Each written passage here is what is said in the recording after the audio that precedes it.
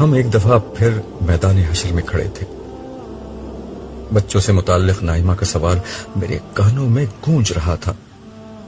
میں نے صالح سے کہا، میں اپنے ان دونوں بچوں سے ملنا چاہتا ہوں جو یہاں موجود ہیں. اس کا مطلب ہے کہ تم ذہنی طور پر ان دونوں سے ان کے برے حال میں ملنے کے لیے تیار ہو چکے ہو؟ ہاں، شاید میں پہلے خود میں یہ حوصلہ نہیں پا رہا تھا. میرے لیے تو اپنے استاد کا صدمہ بہت تھا، پھر اپنی بہو ہما کو برے حال میں دیکھ کر میرے اوسان خطا ہو گئے. مگر اب مجھے اندازہ ہو چکا ہے کہ ناگزیر کا سامنا کرنے کا وقت آ گیا ہے. ہاں، ابھی حشر کا دن ہے. یہ صرف جنت میں جانے کے بعد ہی ہوگا کہ انسان کے لیے ہر صدمہ اور ہر خوف و حزن ختم ہو جائے گا. صالح نے مجھ پر طاری ہونے والے غم کی توجیح کی. یہی تعبیر قرآن پاک میں جنت کے لیے استعمال ہوئی ہے، وہ جگہ جہاں ماضی کا کوئی پچھتاوا ہے اور نہ مستقبل کا کوئی اندیشہ. میں نے اس کی تائید میں قرآن پاک کی ایک آیت کا حوالہ دیا. جواب میں صالح نے ایک اور بہت عام بات کو واضح کرتے ہوئے کہا، ہاں، جنت ایسی ہی جگہ ہے. حساب کتاب جب شروع ہوگا تو جنت و جہنم کو قریب لے آیا جائے گا. ہر شخص کی جنت یا جہنم کا جب فیصلہ ہوگا تو اسی وقت اس کو یہ بھی بتا دیا جائے گا کہ اسے کیا نہیں ملا، یعنی اسے کس عذاب سے بچا لیا گیا یا کس نعمت سے محروم کر دیا گیا ہے. کیا مطلب؟ میری آنکھوں میں تفصیل جاننے کی خواہش تھی.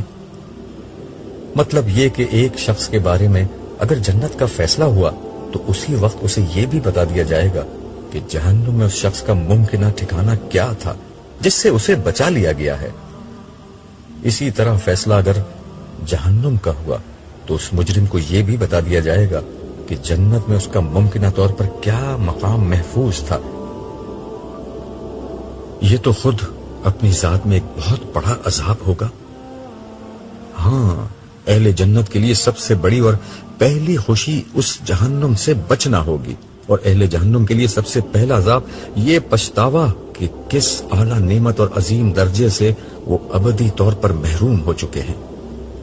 تمہیں کچھ دیر قبل بیان کردہ میری یہ بات یاد ہوگی کہ جس انسان نے روز ازل اپنے لیے جنت میں ترقی کا جتنا بڑا مکان چاہا، اس نے جہنم کے بھی اتنے ہی زیادہ پست مقام کا خطرہ مول لے لیا تھا.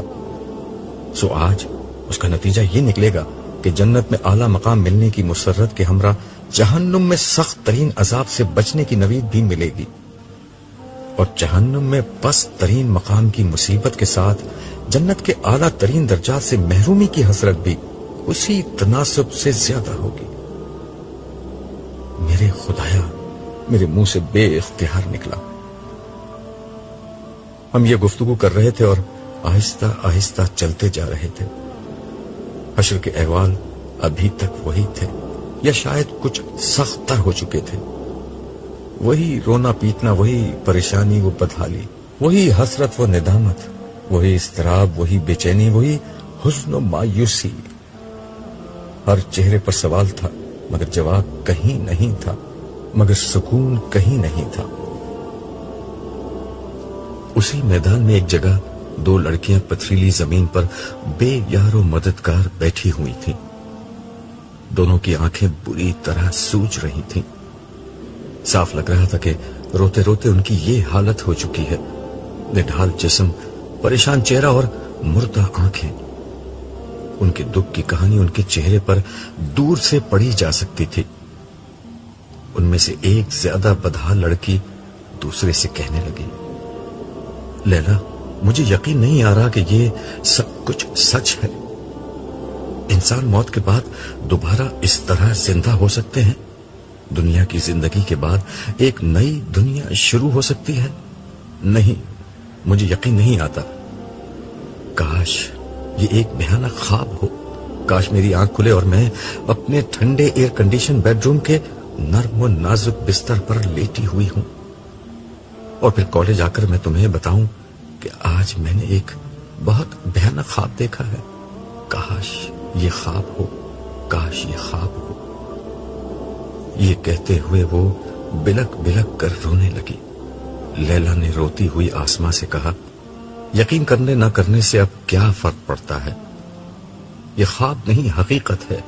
خواب تو وہ تھا جو ہم پچھلی دنیا میں دیکھ رہے تھے. آنکھ تو اب کھلی ہے آسماں، آنکھ تو اب کھلی ہے، مگر اب آنکھ کھلنے کا کیا فائدہ؟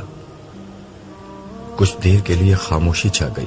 پھر لیلا حسرت کے ساتھ آسماں سے بولی، کاش میری تم سے دوستی نہ ہوتی، کاش میں تمہارے راستے پر نہ چلتی. ہاں، کاش میں تمہارے راستے پر چلتی تو ہم دونوں کا یہ حال نہ ہوتا. پتہ نہیں اب آگے کیا ہوگا. آسماں کا لہجہ بھی افسردہ تھا. خاموشی کے ایک وقفے کے بعد آسماں نے لیلا سے مخاطب ہو کر کہا، لیلا یہ تو بتاؤ دنیا میں ہم کتنے دن رہے تھے؟ پتہ نہیں، 1 دن یا 10 دن یا شاید بس ایک پہر. اس وقت تو یوں لگتا ہے کہ زندگی کبھی ختم نہ ہوگی، مگر اب تو سب کچھ بس ایک خواب لگتا ہے. مجھے تو اب اس خواب کی کوئی جھلک بھی یاد نہیں آ رہی. یہ کہتے ہوئے آسماں ماضی کے دھندلکوں میں کھو گئی.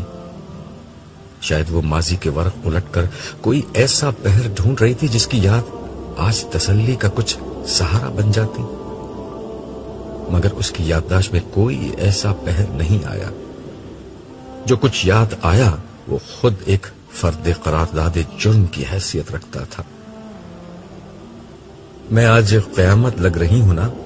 آسماں نے ایک ادا سے جسم کو لہرایا اور کسی ماڈل کے انداز میں 2 قدم چل کر لیلا کے سامنے کھڑی ہو گئی. لیلا اپنی درسگاہ کے احاطے میں درختوں کے سائے تلے بچھائی گئی ایک بینچ پر بیٹھی جوس پی رہی تھی، اور اس کے سامنے اس کی عزیز سہیلی آسماں لہراتی بل کھاتی اپنے نئے کپڑوں کی نمائش کر رہی تھی. لیلا خاموش رہی تو آسماں نے دوبارہ کہا، میں کیسی لگ رہی ہوں؟ تم کپڑے پہن کر بھی برہنہ لگ رہی ہو. لیلا نے بے نیازی سے جوس کا ایک سپ لیتے ہوئے اس کے لباس پر تبصرہ کیا. واٹ؟ سچ کہہ رہی ہوں، یہ لون کا پرنٹ تو بہت شاندار، مگر اس سے تمہارا پورا جسم جھلک رہا ہے. آستینیں تو تم پہننے کی عادی ویسے ہی نہیں ہو، مگر اس لباس میں تو بازوؤں کے ساتھ تمہارے کندھے بھی برہنہ نظر آ رہے ہیں. ویل میڈم، ڈونٹ کنڈم می.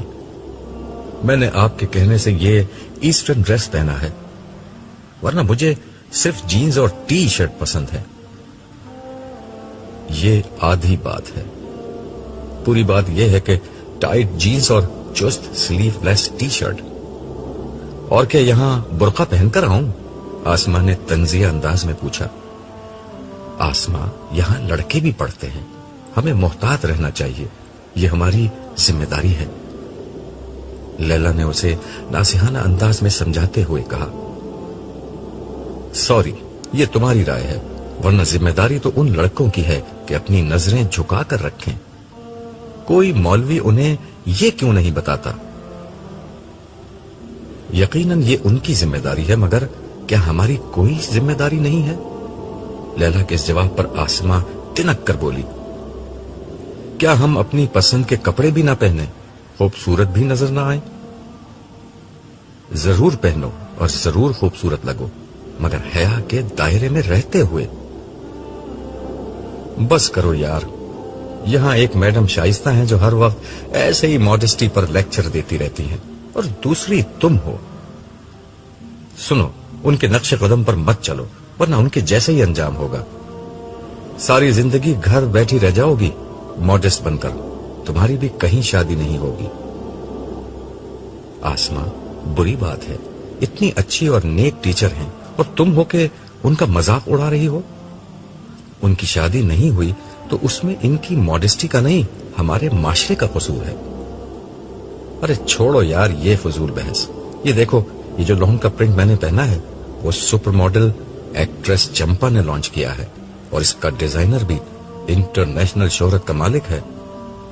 پتا ہے، ایک سوٹ 30,000 کا ہے.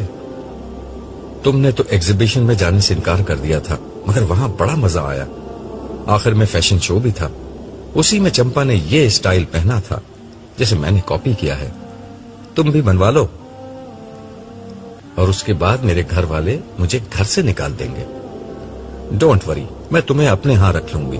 वैसे भी तुम्हारे घर वाले बड़े ऑर्थोडॉक्स हैं। तुम्हारी अम्मी नाइमा आंटी हैं तो अच्छी खातून, बस हर वक्त नसीहत करती रहती हैं। और तुम्हारे अब्बा अब्दुल्ला अंकल, वो तो लगता है कि सारी दुनिया में इस्लाम फैलाकर ही दम लेंगे। ऐसे ही तुम्हारे बाकी बहन भाई हैं, बस एक तुम्हारे बड़े भाई जमशेद ही ढंग के हैं, इसीलिए शायद तुम लोगों के साथ नहीं रहते। अब्बा तो समझते हैं कि वही सबसे ज्यादा उनसे दूर हो चुके हैं, और बकौल अम्मी के उन्होंने मुझे भी खराब कर दिया है। क्या खराबी है तुम में? तुम तो मुझे वैसे ही बड़ी नेक लगती हो। मैं और नेक? बस मारे बांधे बचपन की आदत की बिना पर रोजा नमाज कर लेती हूं। बाकी मैं तुम्हारे साथ रहकर तुम्हारे जैसे ही काम करती हूं। मगर ये तो देखो कि मेरे साथ मजा कितना आता है।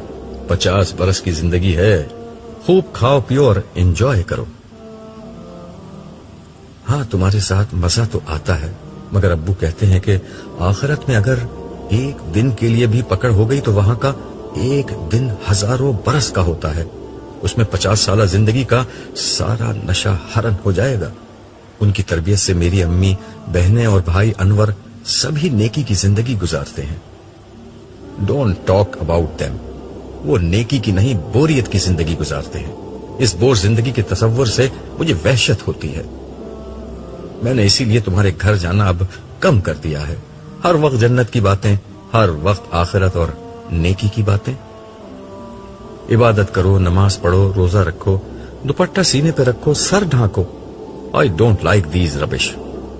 आसमा की इस बात से लैला के चेहरे पर कुछ नागवारी के आसार जाहिर हुए। वो बोली, ऐसा मत कहो आसमा, मेरे घर वालों ने तुमसे कभी कुछ नहीं कहा। वो बेचारे जो करते हैं खुद करते हैं या मुझे तलकीन करते हैं, तुमसे तो कुछ नहीं कहते। सिर्फ एक दफा मेरे अब्बा ने तुमसे ये कहा था कि बेटा तुम मेरी बेटी की सहेली हो। देखो, ऐसी सहेली बनना जो जन्नत में भी उसके साथ रहे। ऐसा ना हो कि क़यामत के दिन तुम दोनों एक दूसरे को इल्जाम दो कि तुम्हारी दोस्ती ने मुझे बर्बाद कर दिया। सॉरी भाई, तुम तो बुरा मान गई, लेकिन देखो तुमने अपने अब्बा की तकरीर मुझे फिर सुना दी। उन बेचारों के सर पर हर वक्त क़यामत सवार रहती है। आसमा के इस जुमले से लैला के चेहरे का रंग बदला। उसके तेवर देखकर वो फौरन बोली, सॉरी, नाराज ना होना, अब तुम्हारे अब्बा को कुछ नहीं कहूंगी। चलो कैंटीन चलकर कुछ खाते हैं, मुझे बड़ी भूख लग रही है। मैदान हश्र में गज़ब की गर्मी थी।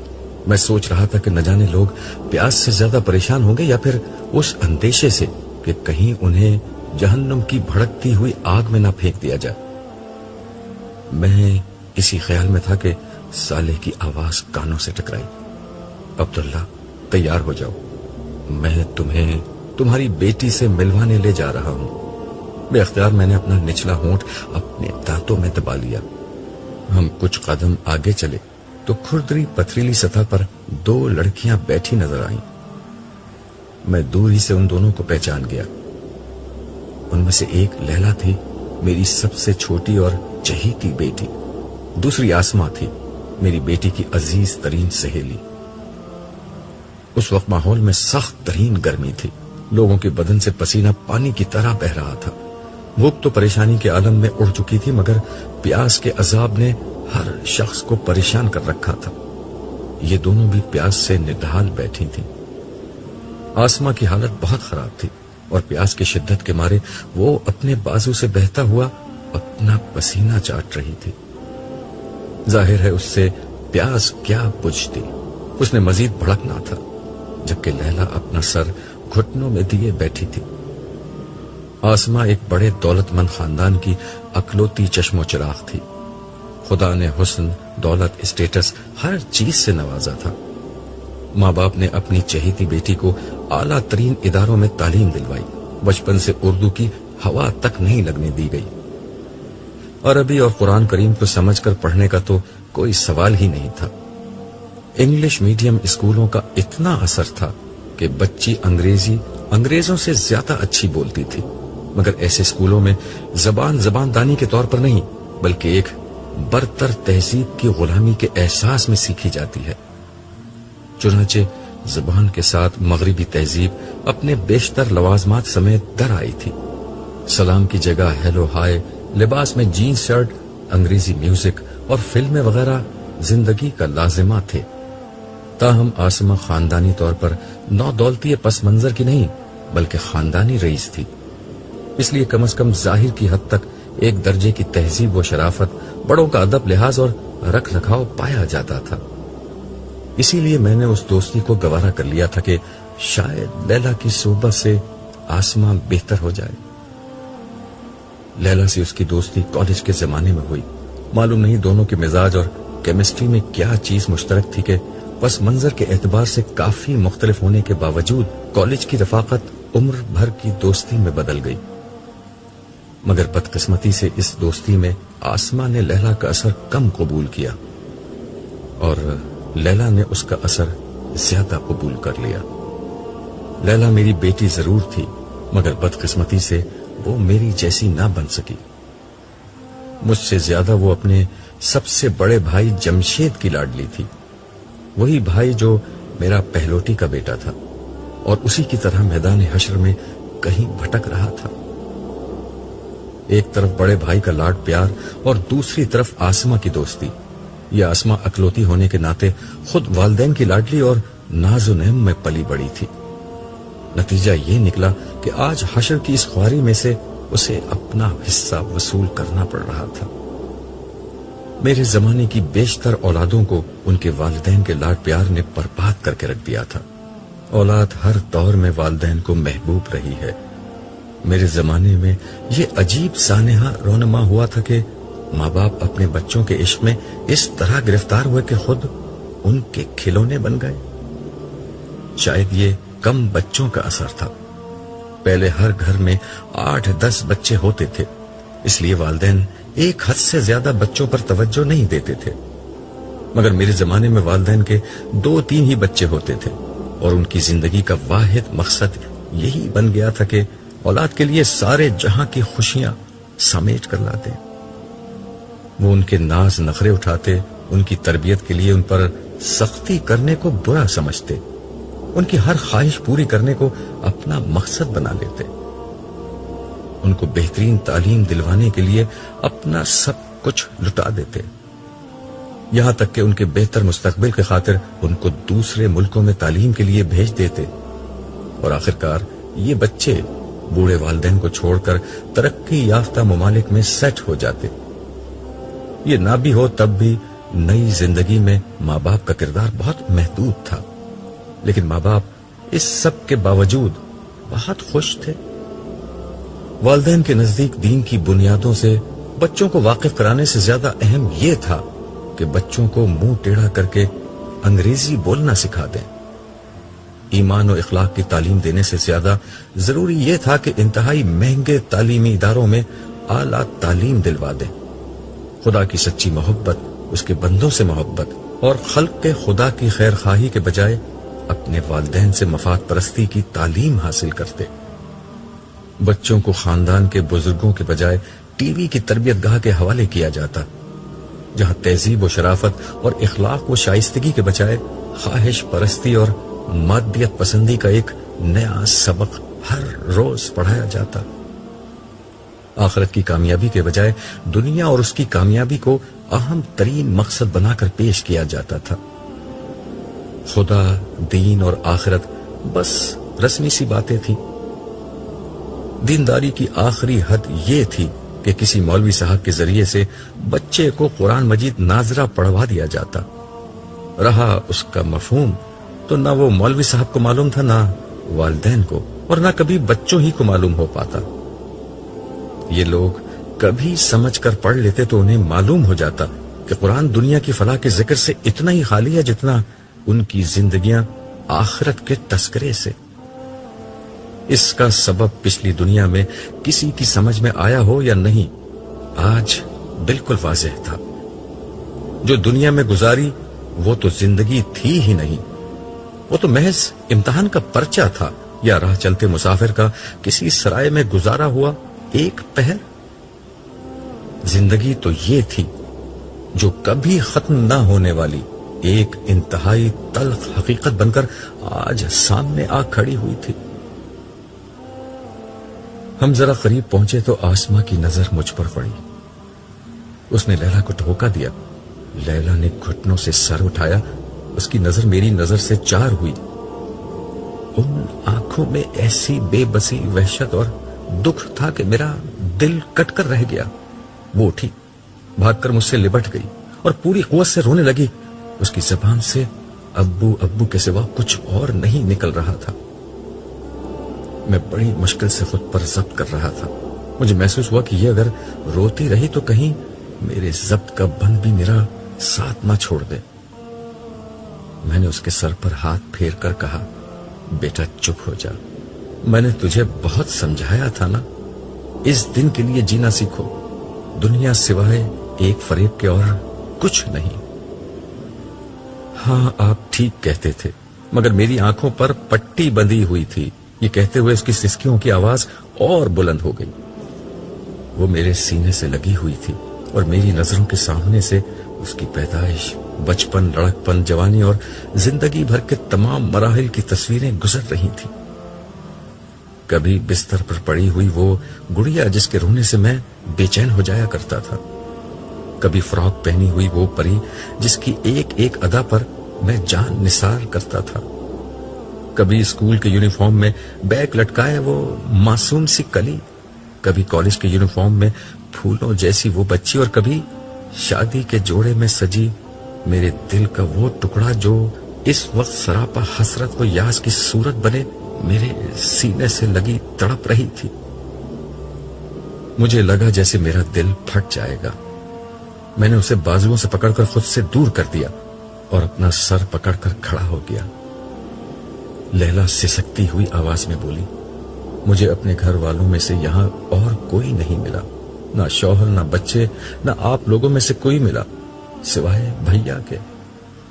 ان کی حالت بہت خراب ہے ابو، وہ بہت بے قراری سے آپ کو ڈھونڈ رہے ہیں، انہیں بس آپ ہی سے امید ہے۔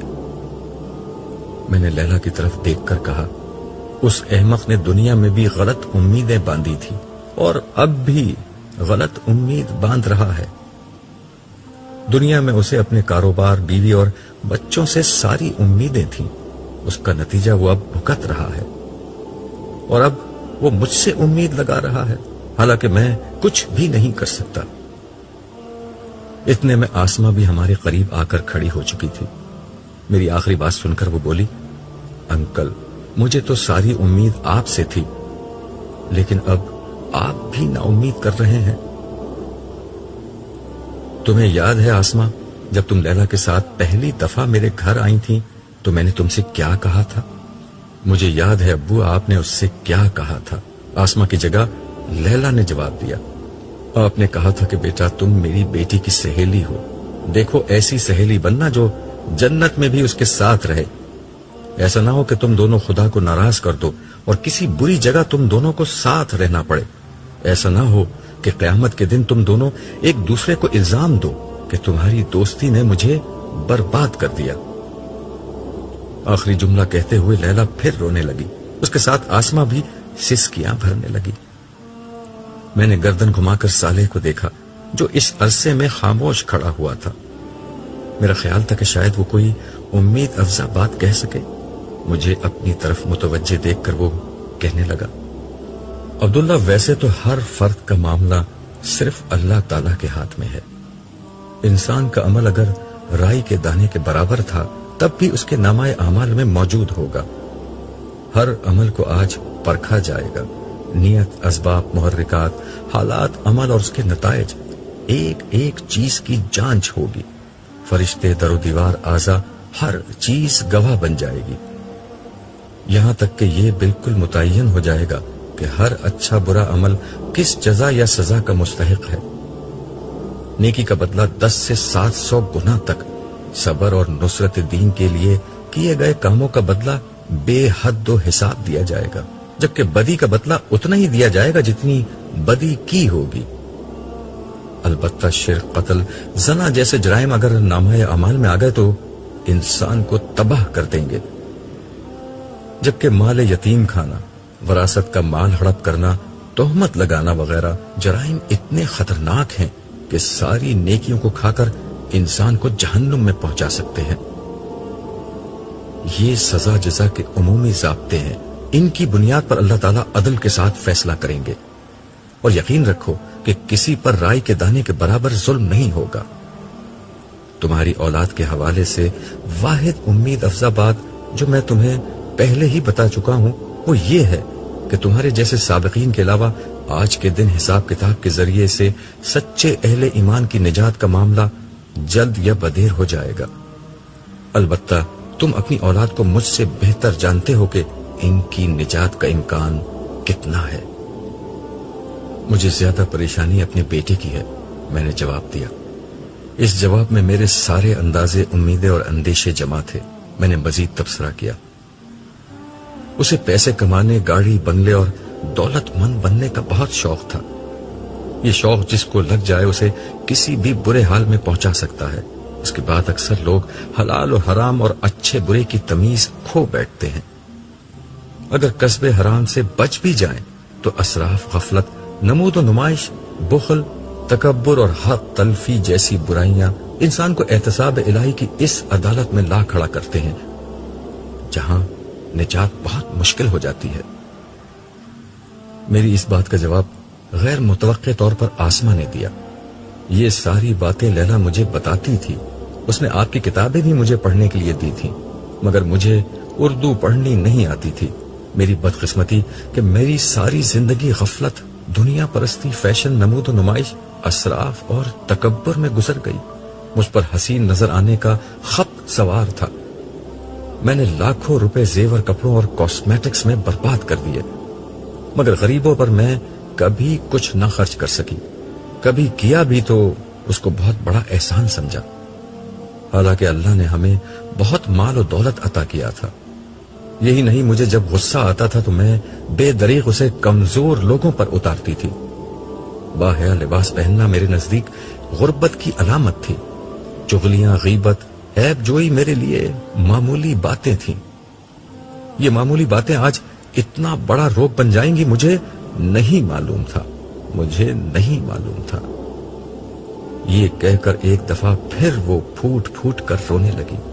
لیلا افسردہ لہجے میں بولی، اس کے امی ابو بہت برے حال میں ہم سے ملے ہیں، ان کے ساتھ پتہ نہیں کیا ہوگا۔ پھر وہ مجھے دیکھ کر بولی، ابو میرے ساتھ کیا ہوگا؟ یہ کہتے ہوئے اس کی آنکھوں سے آنسو جاری تھے۔ بیٹا انتظار کرو، امید یہ ہے کہ اب زیادہ دیر نہ گزرے گی کہ حساب کتاب شروع ہو جائے گا۔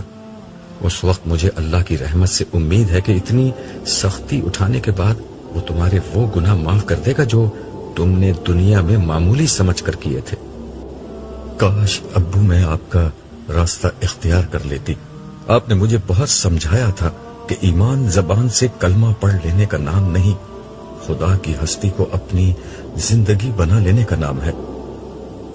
رسمی عبادت خدا کو مطلوب نہیں، اسے قلب کی دینداری چاہیے، اسے چند بے روح سجدوں کی ضرورت نہیں، ایک سچا خدا پرست بننا چاہیے۔ ایمان میری زندگی میں تو تھا، مگر وہ میری شخصیت کا احاطہ نہ کر سکا۔ میں نے آپ کے کہنے سے نمازیں تو پڑھی، مگر خدا کی یاد میری زندگی نہیں بن سکی۔ میں نے روزے تو رکھے، مگر مجھ میں سچا تقوی پیدا نہیں ہو سکا۔ زیادہ سے زیادہ مجھے 50 برس وہ سب کرنا پڑتا۔ یہاں تو صدیاں گزر گئی ہیں اس گرمی اور سختی میں پریشان گھومتے گھومتے۔ لیلا کی بات سن کر آسما نے اس کے کندھے پر ہاتھ رکھ کر سسکتے ہوئے کہا، بہن تم مجھ سے تو بہتر ہو، میں نے تو زندگی میں نماز روزہ کچھ نہیں کیا۔ اخلاقی گناہ، نمود و نمائش، اسراف، تکبر اور حق تلفی وغیرہ اس کے علاوہ ہیں۔ میرا کیا ہوگا؟ مجھے تو سوائے جہنم کے کوئی انجام نظر نہیں آتا۔ یہ کہہ کر وہ چیخ چیخ کر رونے لگی۔ ان دونوں کی باتوں سے میرا دل کٹ رہا تھا۔ مجھ میں اب مزید ان کے ساتھ رہنے کی ہمت نہیں رہی تھی۔ صالح کو میری حالت کا اندازہ ہو چکا تھا۔ اس نے ان دونوں سے مخاطب ہو کر کہا، عبداللہ کو اب یہاں سے رخصت ہونا ہوگا۔ آپ دونوں یہاں بیٹھ کر اللہ تعالیٰ کے فیصلے کا انتظار کیجیے۔ زیادہ دیر نہ گزرے گی کہ حساب کتاب شروع ہو جائے گا۔ یہ کہہ کر وہ میرا ہاتھ پکڑ کر مجھے آگے لے گیا۔ میں چاہتا تھا کہ جاتے جاتے لیلا کو تسلی دے دوں۔ میں پیچھے مڑا تو یہ دیکھ کر حیران رہ گیا کہ پیچھے کا منظر بدل گیا ہے۔ ہم کسی اور جگہ کھڑے تھے۔ مجھے ذرا تیزی سے تمہیں وہاں سے ہٹانا پڑا، وگرنہ تمہیں اور دکھ ہوتا۔ کیا تم اپنے بیٹے سے ملنا چاہو گے؟ نہیں، میں مزید کچھ دیکھنے کی طاقت نہیں رکھتا، میں نے دو ٹوک جواب دیا۔ میرا دل افسردگی کے گہرے سمندر میں ڈوب چکا تھا۔ میرا بس نہیں چل رہا تھا کہ میں کسی طرح واپس دنیا میں لوٹوں اور لیلا کی اصلاح کو زندگی کا سب سے بڑا مقصد بنا لوں۔